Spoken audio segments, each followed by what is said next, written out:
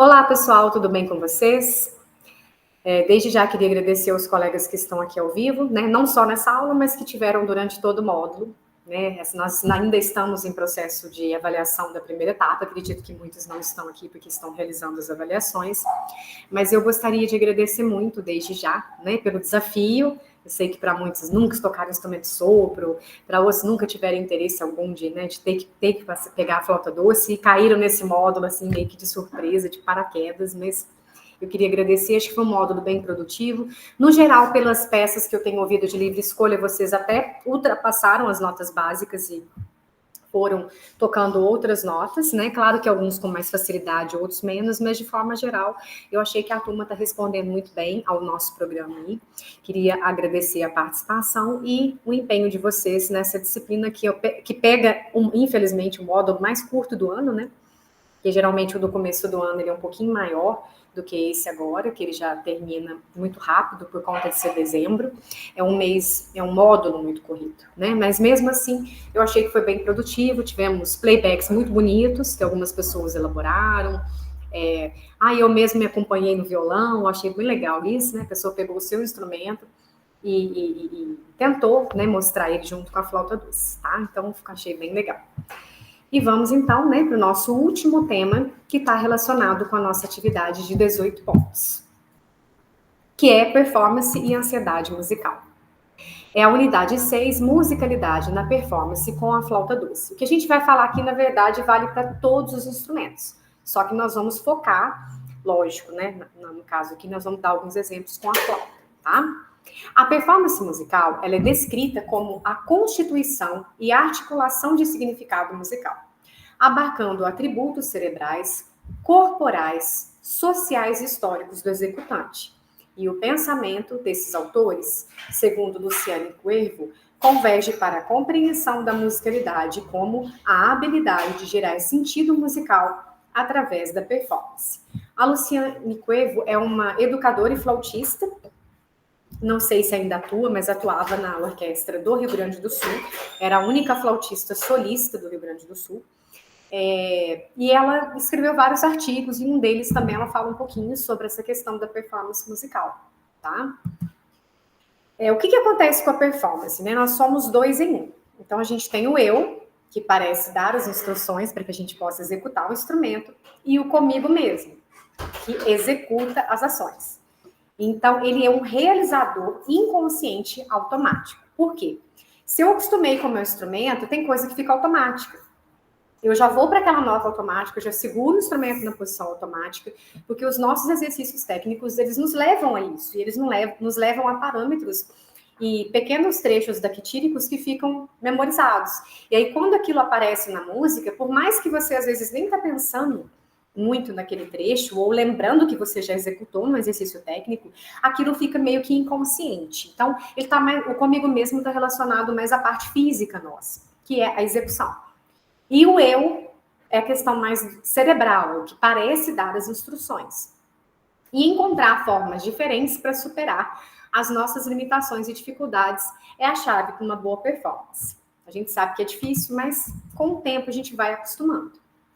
Então, a gente tem pontos importantes para uma boa apresentação. A primeira seria focar na respiração, principalmente no caso da flauta ou qualquer instrumento de sopro, é a questão chave, né? Para vocês aí que trabalham ou fazem aula de canto ou já fizeram, vocês sabem que os exercícios respiratórios, eles ajudam muito a acalmar. Alguns atores, fazem muito isso, exercício de respiração antes de entrar no teatro, né? E isso faz com que eles se sintam mais calmos, mais seguros. Então, o primeiro exercício primordial, não só para flauta, eu acredito que é a respiração. Por quê? A mente, ela tem que focar no aqui e agora. O que faz a gente errar? Você está lá executando um trecho e tem um determinado compasso lá no 34, 35, que toda vez que você chega nesse compasso, você está errando. Aí o que acontece? Eu vou tocando. Aí eu tô uma linha acima ainda daquele compasso que eu tenho uma certa dificuldade, eu já tô assim, nossa, aquele compasso tá chegando. Aí eu vou errar, nossa, aquele pedaço tá chegando, tá chegando. E aí eu não me concentro no momento atual e eu já estou preocupado com o que eu vou errar. Ou seja, a minha mente, ela não tá focada no aqui e agora, porque a ansiedade faz com que eu disperse e tenha um gasto energético muito maior do que eu deveria. Eu sei que isso não é tão simples, né? Falando assim parece que é fácil, mas é muito comum um aluno ter um trauma de um determinado texto musical ou de uma peça que em algum momento ele foi subir ao palco e ele errou aquela peça e aquilo tomou trauma e ele não quer mais tocar aquela peça. Então tudo isso é muito comum, né? É muito comum ter trauma daquele trecho musical ou daquela peça e sempre que não consegue realizar aquele trecho inconscientemente, a mente é bloqueada. Então, isso é comum. A pessoa pode dar branco, né? Por que às vezes eu tô tocando uma peça que eu já sei de cor, que eu já toco muito bem, e na hora me deu um branco? Porque em algum momento, inconscientemente, eu fugi daquela concentração e eu bloqueei a minha mente naquele sentido, né? E o concentrar-se no seu potencial, não ficar comparando com outras pessoas, que também é muito comum. Aí eu pego lá, vou falar da flauta. Eu vou pegar uma sonata do Bach e eu assisto um vídeo da Michala Petri. E eu fico me comparando que eu não consigo executar, né? Eu fico comparando um aluno que está super bem com aquele outro que está tendo dificuldade. Não, a comparação não é legal, ela não é positiva para a performance. Por quê? É claro que eu tenho que focar nos melhores para que eu estude melhor o instrumento e para que eu consiga me superar tecnicamente. Mas eu não posso também ir além dos meus limites. Então, como que eu quero tocar no mesmo andamento que a Michala Petri, que estudava 12, 14 horas de flauta por dia e não dava aula, e eu achar que eu vou tocar ou superar a Michala Petri? Então, tudo tem, né, gente, uma questão de lógica, né? A gente tem que, claro, se superar, tentar o melhor, mas dentro das nossas próprias limitações, né? E respeitar aquele momento. Às vezes eu tô num momento que eu tô estudando muito, e às vezes eu tô num momento que eu tô trabalhando muito. E o meu tempo tá mais restrito. Então a gente fazer esse equilíbrio é muito interessante, muito importante para nossa vida. Senão a gente vai se frustrar o tempo todo, porque a gente vai comparar o melhor do mercado, sendo que estuda 14 horas por dia daquilo, né? Ou até mais. Então, respeitar o limite técnico que a gente acabou de falar, né? Eu não posso querer tocar no andamento do X músico porque eu tenho que respeitar o meu limite, pelo menos daquele momento de vida que eu tô e do meu propósito de estudo, né? Se uma pessoa pode estudar 10 horas por dia, que é o ideal, que maravilha, mas às vezes naquele momento eu não posso. Então, como que eu vou me cobrar tecnicamente que eu tô péssima? Ou que eu não estou igual fulano, né? Explorar do aluno o que ele tem de maior potencial. Às vezes a gente tem uma pessoa que tem um som lindo, uma afinação maravilhosa, um som bonito na flauta, e só que ele não tem muita agilidade. Então, o que eu posso fazer? Escolho movimentos mais lentos, escolho movimentos de sonatas ou de peças ou áreas ou coisas que pode explorar muito mais a sonoridade do que a agilidade. E assim vice-versa. Tem gente que às vezes tem uma agilidade legal, mas tem uma dificuldade nas notas agudas. Então, o que eu posso fazer? Descer a oitava daquele trecho na apresentação. Se for no caso de um arranjo para grupo ou orquestra, eu tenho que explorar o potencial que cada um tem. Se o aluno não tem agilidade, ele tem dificuldade, mas a afinação é excelente para tocar até com violino, eu posso colocar notas longas no meu arranjo e explorar aquele que tem mais agilidade em determinados trechos de solo, por exemplo, e para o outro colocar pausas. Então, parece bobagem, mas às vezes umas questões simples a gente consegue obter grandes resultados. As características comuns, né, que é de todos nós. A primeira seria a ansiedade e instabilidade. Então, mostra dificuldade para aceitar processo, visualizar metas para alcançar. Então, se a pessoa coloca a ansiedade acima dos limites técnicos, ela está sempre insatisfeita com o resultado. E ela, às vezes, não vai aceitar a crítica, ou ela vai ter uma dificuldade de lidar com aquela situação, com aquela peça em especial, por conta de não visualizar metas, né? A gente tem que ter metas para alcançar. A ineficácia da ação é a falta de fé nos resultados. É aquela pessoa sempre pessimista. Ah, eu estou estudando, mas aqui eu não consigo. Não. Ah, eu estou fazendo o que eu tenho que fazer, mas eu não consigo. Eu não consigo tocar. Eu não consigo fazer essa nota. Sabe aquela pessoa que está sempre buscando essa questão do pessimismo? Então, ela é uma pessoa que tem uma certa ineficácia pela falta de fé no próprio resultado que ela está tendo. Ela não pensa assim, ó, nesse mês eu não tô com som legal, mas o mês que vem, se eu fizer notas longas, se eu estudar mais as escalas, eu vou melhorar. Ela tá assim, eu não consigo não. Não, eu nasci pra flauta, não. Eu não nasci pra isso aqui, não. Então, são aqueles pessimistas. E a dependência é os que pouco fazem por si, mas para superar, né, suas dificuldades, preferindo sempre o apoio constante. É aquele aluno que só toca se o professor tocar junto. é aquele que só toca se você tocar para ele ver como que toca a peça. Ah, mas se você sabe ler partitura, se você estudou, né,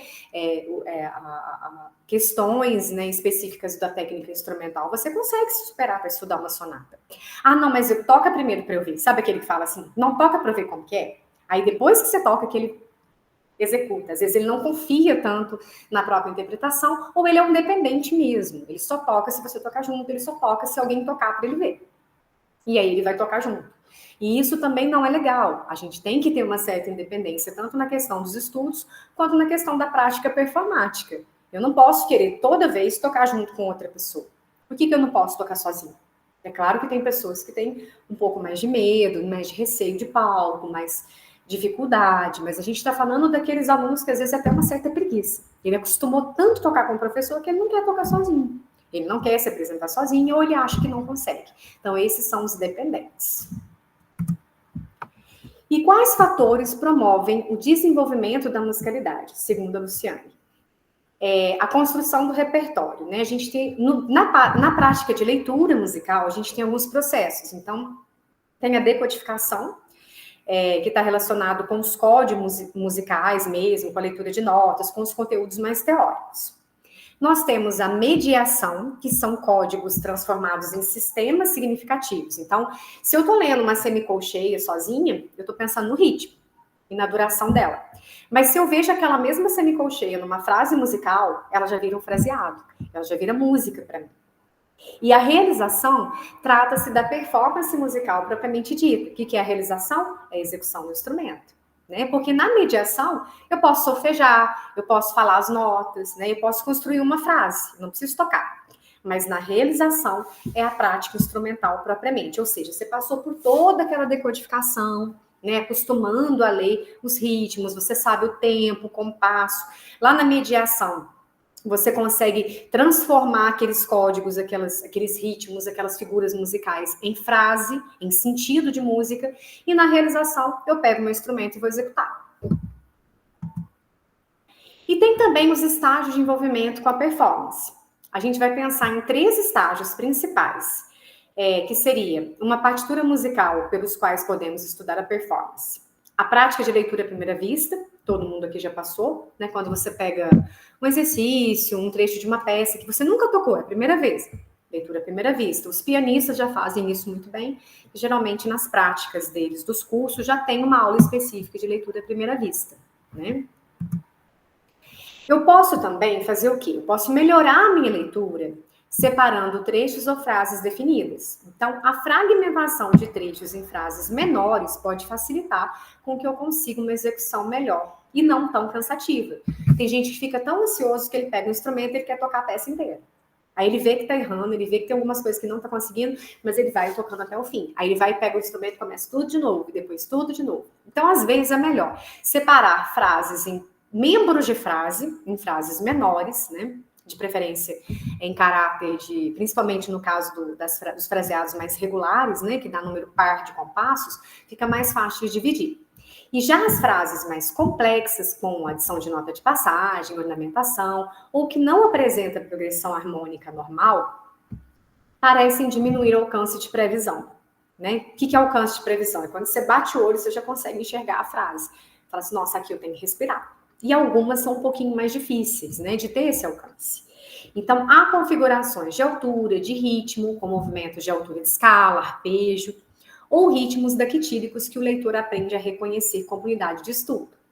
Então, é importante os estudos técnicos, claro, mas em especial também, claro, os estudos de escalas e arpejos para favorecer a memorização de estruturas rítmicas de desenhos. Quando você fala de desenho, que às vezes é comum, tipo uma nota mais grave, 3 para cima, saltos, tem alguns saltos específicos de notas que você encontra comumente em várias sonatas barrocas, por exemplo, aquele mesmo desenho, só muda o tom. Então, essas estruturas, às vezes, são longas, né? A gente pode dividir a frase ao meio. Aqui eu vou pegar o exemplo simples da Nona Sinfonia, que é uma música que todo mundo conhece, que está na prova. Se eu pegar a primeira parte, né?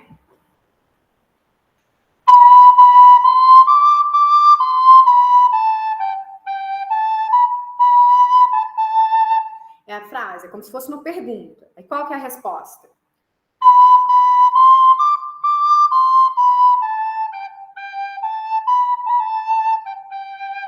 Então, eu tenho a pergunta, eu tenho a resposta. Então, é a parte A.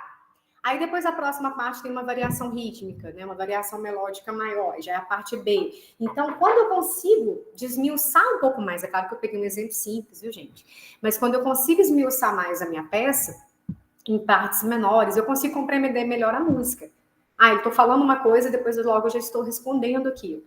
A articulação é parecida, o desenho melódico de rítmico é praticamente idêntico, o que vai mudar praticamente uma notinha ali no final da segunda para aparecer um repouso maior. Então, esse tipo de estudo é um estudo que vai otimizar o tempo, apesar de parecer que você está desperdiçando tempo, mas não é, ao contrário. E quando você consegue reconhecer pequenas frases, você consegue ver frases maiores e aquilo vai ficando mais auditivo para você. Você consegue reconhecer melhor. A outra questão de trabalho seria a exatidão na notação. Então, uma frase simples, né? Antes de virar a página de um livro, por exemplo, isso acontece porque a gente tem uma informação adicional que se chama contexto. É igual quando você está lendo um texto, por exemplo, e sem querer a pessoa digitou uma palavra errada. Vamos supor que digitou internacional. Você sabe que não existe internacional. Então, você, mesmo vendo que está escrito errado, você lê internacional. Por quê? Porque aquilo é uma coisa que já está codificado no seu cérebro. Você já tem uma afinidade, né, um banco de palavras que está no seu cérebro, como se fosse um dicionário, e aquilo está dentro do contexto. Então, você já sabe aquela palavra. Ou então, quando você está lendo uma coisa, mesmo antes de virar a página, você sabe o que vem depois. Na música também é assim, você sabe que nota que é. Então, isso acontece porque a gente tem essa informação adicional que se chama contexto. E quando o texto coloca algo inesperado, alguma coisa que está fugindo daquela lógica e você não está muito pronto para aquilo, a gente chama de perturbação. O leitor de música parece preparado para identificar ações relativas a escalas, arpejos, né, e outros exercícios técnicos, cada um de nós, né, relativo ao seu instrumento. Então, a gente consegue identificar aqueles pequenos trechos, aquelas pequenas figuras, que são ações relativas. Agora, isso acontece por quê? Porque são modelos, são estereotipias dos dedos e mãos, e de modo que o planejamento motor, ele é acionado com precisão. Então, às vezes, mesmo não lendo com tanta atenção, você não erra aquele desenho melódico. Por quê? Porque você já tem isso, né? Esse planejamento motor, ele é acionado por causa do seu cérebro.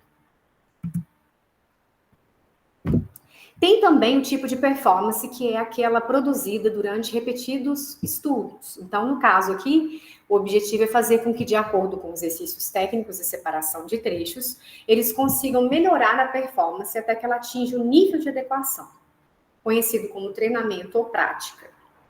É importante ouvir gravações, interpretações diferentes em uma mesma peça para análise comparativa. Então, aqui todo mundo faz isso. Né? Você vai repetindo aqueles trechos, ou você vai repetindo aquelas frases, você vai repetindo aquela peça, até ficar mais ou menos desejável a sua leitura, para que você compreenda melhor. E ao mesmo tempo você vai colocar, se possível, ainda mais agora que a gente tem, né, o YouTube aí como ferramenta, tem o Instagram e outros canais, você consegue fazer uma comparação de performance. E isso também ajuda muito. Você fala, nossa, eu ouvi aquele ali tocando aquele trecho da sonata e eu achei que a articulação ficou mais clara. Ah, eu ouvi aquela musicista tocando aquele movimento da sonata e eu achei que ela faz uma ornamentação maravilhosa num movimento lento que não está escrito na partitura original. Então, essa comparação também, né, quando saudável, tá, gente? Não para comparar você com a pessoa, ela é também muito produtiva. Com relação às ferramentas de estudo, a gente tem análise de recurso fisiológico. Então, antes da execução da peça, você pode definir o melhor dedilhado. Acho que isso aí também todo mundo faz, né? Faça as anotações, faça as marcações de respiração. No caso nosso, né, do instrumento sopro, faz a articulação, escreve a articulação que você quer naquele trecho, né? O direcionamento do aparelho vocal para cantores. E no caso da flauta, você pode verificar uma posição auxiliar. Vamos supor que eu estou tocando um trecho muito rápido e aquela nota, sempre que está naquela nota que é rapidamente executada, ela está me atrapalhando. Por exemplo, o Ré sustenido na flauta, ou Mi bemol agudo, ele é mais difícil. Se eu fizer a posição auxiliar aqui igual ao do grave, vai ser mais fácil. Porém, se vocês perceberam, a afinação fica um pouquinho mais baixa. Isso é correto? Não. A posição correta é aqui. Mas o que acontece? Às vezes aquele trecho é um chorinho, um samba, uma peça tão rápida que fica muito pouquinho abaixo a afinação e para o ouvinte não vai surtir tanto efeito e eu vou conseguir executar mais rápido. Ou eu vou usar um mi agudo na posição auxiliar. Isso também é mi agudo. Então, se eu estou usando, eu posso comparar. Esse mi aqui soa mais alto. Esse aqui soa mais aberto. Então, as ferramentas de estudo, né, no caso aqui dos recursos, eu posso utilizar de acordo com a necessidade. Se eu quero um timbre mais aberto, mais brilhante, eu vou usar o tal mi. Se eu quero um timbre mais fechado, ou às vezes o trecho é rápido, eu vou usar o outro mi na posição auxiliar, entendeu? Então, essas ferramentas de estudo, no caso das teclas, né? Colocar quais são os dedos corretos. No caso do acorde, minha pestana não está saindo legal. Então, eu posso, né, fazer um acorde de forma diferente sem utilizar a pestana. Então, tudo isso a gente chama de recurso fisiológico e de ferramenta de estudo. Né? Eu estou fazendo aquilo para melhorar e otimizar o meu estudo, não para dificultar. Ao contrário. Tem também a mudança gradativa de andamento, que é muito comum e importante também. Se eu tenho um trecho muito difícil, lotado de semicolcheias ou fusa e eu não estou conseguindo fazer, por que eu tenho que tocar daquele jeito? Eu posso tocar mais lento, né? Mais lento que os indicadores da peça também contribuem para uma memorização e eficácia do desenvolvimento motor. Compete à assimilação de trechos mais complexos e melhoria no foco de concentração. Então, o que acontece aqui? No caso da mudança gradativa de andamento, eu posso escolher aquele trecho específico, fazer ele bem lentinho, como se fosse semínimas, passar para colcheias, passar para semicolcheias, até eu chegar no andamento que eu quero. Eu não preciso já tocar tudo depressa, se eu tiver uma certa dificuldade. Posso também fazer o estudo com metrônomo, também é importante, porque ele vai ajudar, né, o auxílio, facilitando o auxílio da automatização dos movimentos e estrutura rítmica.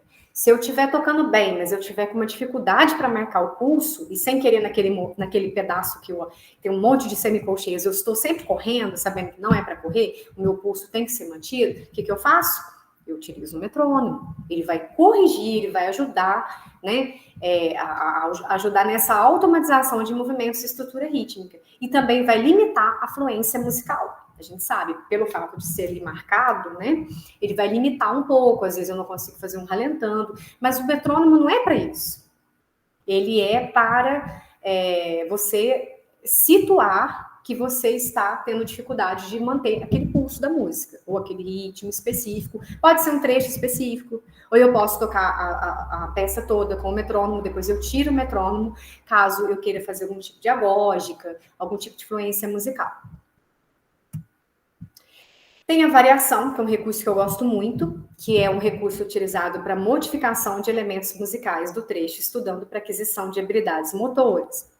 Então, eu posso fazer o quê? Eu posso mudar o ritmo, eu posso mudar a oitava da nota, eu posso colocar ataques ou dinâmica de articulação que não está escrito na partitura, eu posso colocar retrogradações melódicas, e tudo isso vai fazer com que eu toque aquele trecho depois, não parecendo tão difícil. Então, qual que é a ideia? Vamos supor que nessa segunda linha aqui, que está cheia de semicolcheias, toda vez eu erro, até chegar na nota ré da próxima linha, que é o final da frase. Aí, o que eu posso fazer? Eu posso pegar esse trecho e mudar o ritmo. Então, eu vou tocar, ao invés de semicolcheias, eu vou fazer colcheias.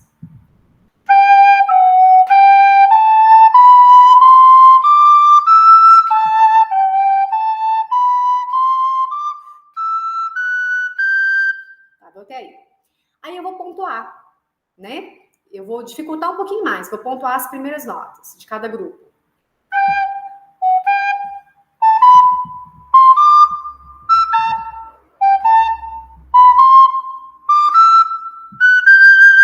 Pontuando ao contrário, a segunda.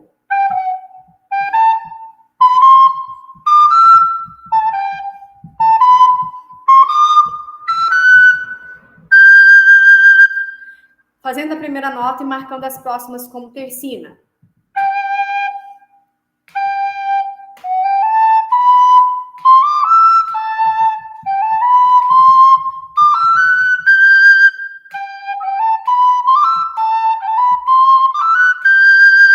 E aí eu vou mudando o ritmo. A cada vez que eu tocar, eu vou tentar alguma coisa um pouquinho mais difícil do que a escrita real. Quando eu for executar o ritmo real, o que vai acontecer? Ele vai parecer mais fácil.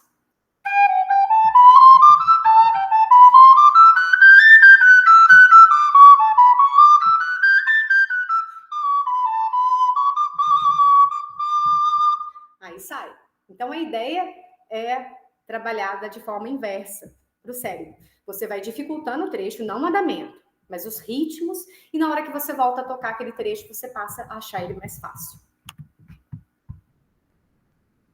Oi, Felipe.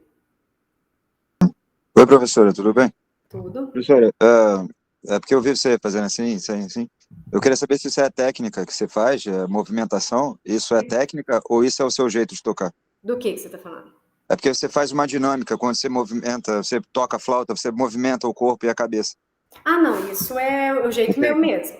Ah, o seu jeito, isso não é técnica. Ah, É tá. porque eu acho que facilita um Fica pouco, mais assim, bonito. senão fica muito, né? Sim, sim. Isso. Fica parecendo assim um robozinho, Fica mais tá? bonito, é que eu achei que fosse técnica, né? Não, Tá bom, na verdade não. tá bom. Entenderam, gente? Então, o objetivo é isso, é meio que enganar o cérebro, né? Se você dificulta o trecho, quando você vai tocar no ritmo real, ele parece, nossa, que fácil. Agora, eu achei até que esse trecho era difícil, mas está fácil. Então, essa é a ideia. Quando a gente pega, a gente está falando de peças mais trabalhosas, né, gente? Uma sonata, uma suíte, um chorinho, uma peça que realmente exige mais. Então, a gente pode fazer, sim, essas mudanças de ritmo que vão facilitar depois a escrita real aí para vocês, tanto de semicolcheia como de colcheia, fusa, tá? Só que tem que ter tempo, né? Igual eu falei, marca a respiração, qual é o lugar correto de respirar. Às vezes, um local que a gente respira errado, a gente derruba toda a frase que vem depois, né? Ou a gente atrapalha todo o sentido da frase. Então, essas coisas que nós estamos falando aqui, elas são essenciais para o contexto final da peça que a gente está estudando. Depois eu tenho repetição de trechos musicais, que é a execução musical daquele trecho repetido várias vezes, igual eu fiz agora, porém não como dança de ritmo, mas com o propósito de memorizar ou de, né, tirar qualquer empecilho que esteja acontecendo naquele trecho. E os trechos devem ser curtos, tá, gente? Quanto mais curto o trecho, né, dividir a frase, menos chance eu tenho de decorar errado. E essa coisa de automatização é tão séria que vocês devem ter passado por isso. Quando a gente decora um trecho errado, para desfazer, dá muito mais trabalho do que a gente esmiuçar a peça e fazer ela do começo e devagarzinho. Por quê? Porque o cérebro acostumou, ele automatizou. E isso na música é assim. O dedo vai automático, é uma coisa impressionante. Então a gente tem que tomar muito cuidado. É preferível estudar mais lento do que memorizar notas ou ritmos incorretos. O estudo por ponto de referência é quando você define trechos específicos. Fala assim, não, eu vou pegar hoje para estudar os trechos que eu estou errando. Então, eu vou estudar do compasso 12 ao 15, depois eu vou pegar lá do 25 ao 30, depois lá do 48 ao 50. É quando você define trechos e inicia a execução da peça a partir desses trechos. Depois que você arrumou aqueles trechos específicos, que está tudo bem, que você sente mais seguro, aí sim você pega a peça lá do começo e vai até o final. Tá? Então, a escolha, né, desses trechos, isso aí não tem um caminho, é aleatório. Eu escolheria os trechos que têm mais dificuldade. Porque aí, senão você toca a peça desde o começo, você gastou toda a energia, um tempão para tocar e continua errando nos mesmos lugares. Então, esses estudos por pontos de referência também são fantásticos para quem tem paciência. Tem gente que é ansioso, quer tocar a peça inteira de uma vez. A repetição da peça é quando você já amadureceu, né? Esteticamente ela já está com uma sonoridade melhor, você não tem mais dúvida, está conseguindo tocar no andamento, aí você vai executar a obra na íntegra diversas vezes, tá? Para ver se você falhou nos mesmos lugares, se foram locais diferentes, se foi uma respiração errada, o que facilita o processo de memorização e evocação, tá? A apresentação para um grupo restrito é você pegar um grupo de alunos, vamos supor que você tem uma apresentação e está marcada para daqui 2 semanas. E aí os alunos já estão começando a ficar ansiosos. Aí o que você faz? Você pega eles, fala assim, ô professor fulano, dá licencinha, que eu trouxe meus alunos aqui para tocar rapidinho para você ouvir. Aí, às vezes, tem 4, 5 pessoas. Aí, na outra semana, em vez de levar para uma sala menor, você pega uma sala grande, tem lá 30 alunos, 40 alunos. Falou, gente, com licença, que os meus alunos vão fazer uma prévia aqui de apresentação para vocês verem. Então, essa questão de grupos restritos, né? Apresentar para a própria família, né? Fala assim, ó, coloca a partitura lá e apresenta para sua mãe, seu pai e seu irmão, mesmo que eles não saibam se você está errando ou não, mas apresenta. Então, esse tipo de coisa vai ganhar um pouco mais a questão da autoestima. E você pode escolher um grupo pequeno e vai aumentando aos poucos para quem tem muita dificuldade mesmo ou muito ansioso com relação à prática de palco. E isso pode ajudar, não digo que vai, né, eliminar, mas pode auxiliar para que a pessoa, quando for tocar realmente em palco, ela não fique tão nervosa, tá? E aí, aos poucos, a gente vai acostumando. Pode começar com grupos bem restritos, tá? Alguém levantou a mão aí? Ou foi sem querer? Bom, então, dando sequência. As ferramentas idiomáticas são técnicas de estudo em particular para cada instrumento. Então, eu tenho um estudo sem pedal, que é uma coisa específica do piano. Eu tenho um estudo de mão esquerda para o violão. Também o piano, né, o teclado separa uma mão da outra. Eu tenho um estudo de escalas e variações de articulação para flauta doce. Então, as ferramentas, quando a gente fala idiomática, elas são aquelas ferramentas particulares de cada instrumento, que só aquele instrumento precisa daquele tipo de estudo específico, né? E cada um sabe aí do seu. Então, a gente chama de ferramenta idiomática, porque são técnicas bem particulares. É claro que a gente tem famílias afins. Então, por exemplo, no caso dos sopros, algumas coisas são parecidas, que é diferente das cordas, que é diferente das teclas, né? Nós estamos falando meio que de família, assim, para ficar mais fácil.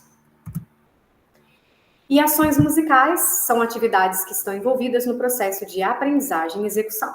Então, eu tenho o ato voluntário, que é uma atividade do comando cerebral, então inicia no movimento, lá na consciência, quer dizer, lá no cérebro, né, e termina na consciência, no movimento dos dedos, das mãos, do corpo para tocar.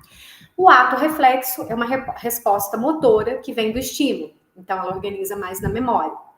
E a dissociação é a utilização de coordenação motora através de movimentos musculares conscientes e com economia de movimento. O que é economia de movimento? Eu estou estudando um trecho específico. E eu fico tão tenso que eu fico com o ombro assim, e depois que termina me dá dor aqui.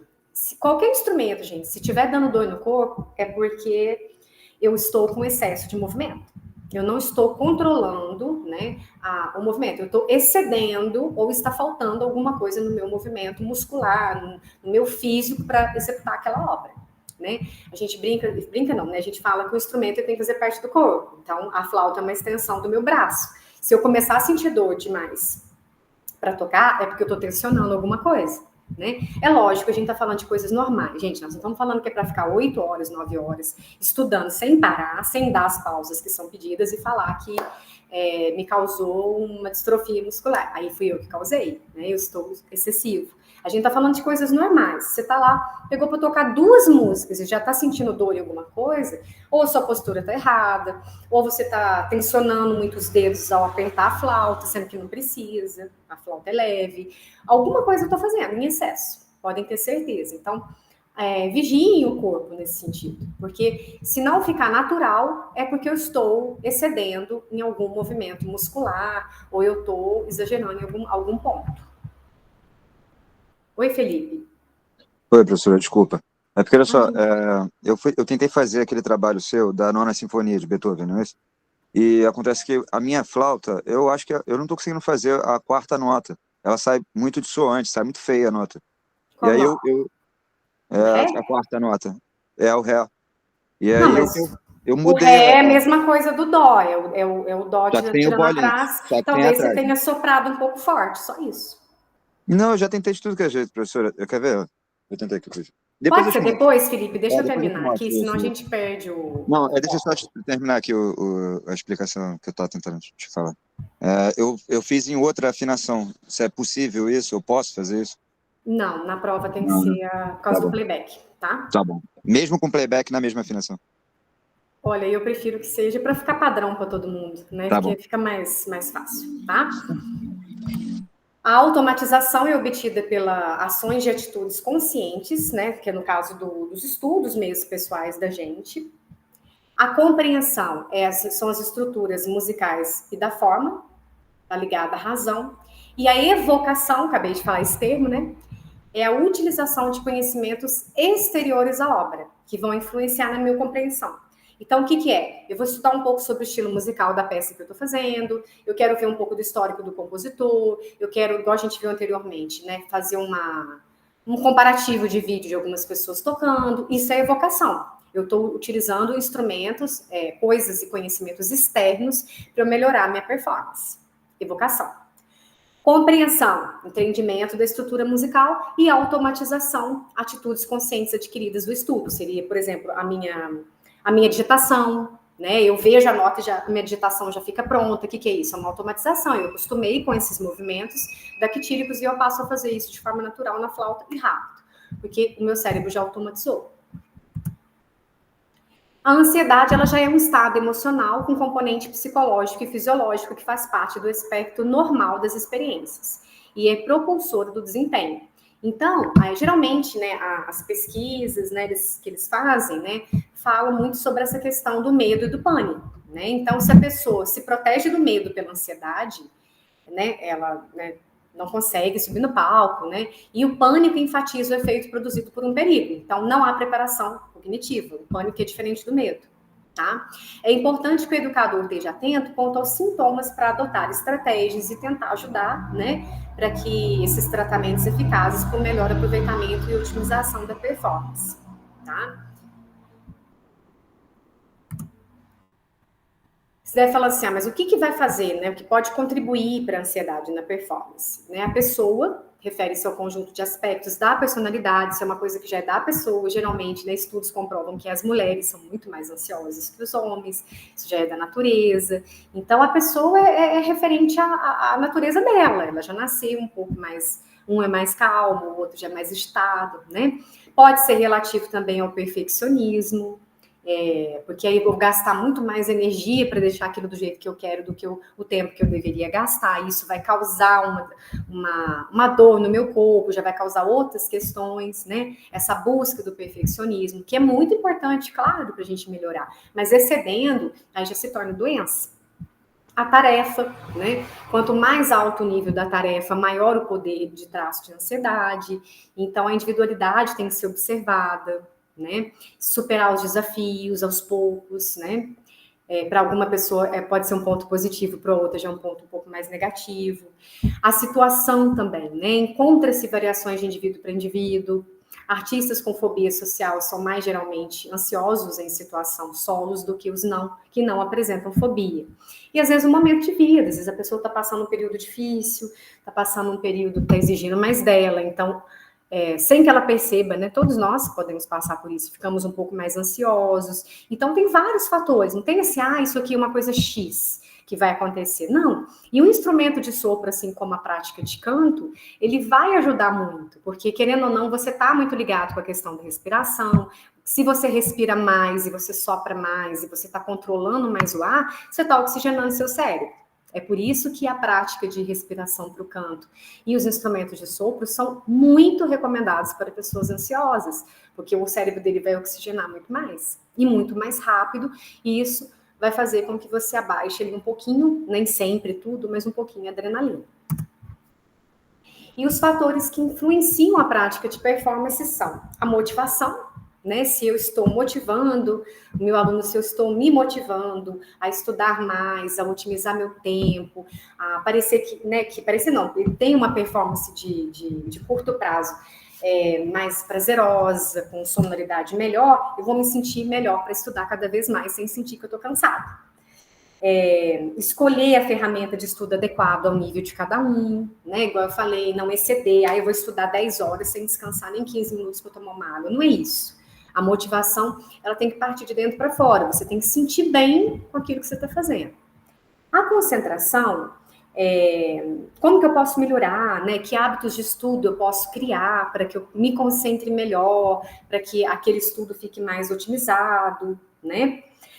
mais automático, né? Será que se eu variar mais o meu estudo, em vez de fazer sempre a mesma coisa, isso não vai fazer com que eu concentre mais? Será que a prática da leitura à primeira vista não faz a nossa concentração melhorar? Porque, afinal de contas, se você não conhece a peça, você tem que prestar mais atenção para poder executar. Tudo isso a gente tem que refletir.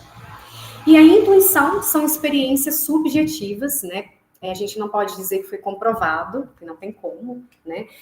O aprendizado implícito. Então, são experiências do intérprete, experiência social, experiência de vida, escuta ativa, tudo que eu carrego de bagagem humana, né, tá ligado aqui na intuição. Não foi comprovado cientificamente, é claro que isso é uma prática que vai interferir, né? Mas para muitos ela é muito importante, né? Então, a gente vai pensando um pouquinho aí, né, o que eu posso fazer para melhorar, o que pode ser mais priorizado, digamos assim, no seu estudo de instrumento. Tá, gente? Bom, aqui eu encerro esse conteúdo aí sobre a ansiedade e a performance, que está relativo a um questionário que vai aparecer para vocês agora na atividade 18 pontos. Tá, joia? Vou pausar a gravação, porque às vezes vocês querem perguntar alguma coisa e não quer que fique gravada. E obrigada mais uma vez pela presença.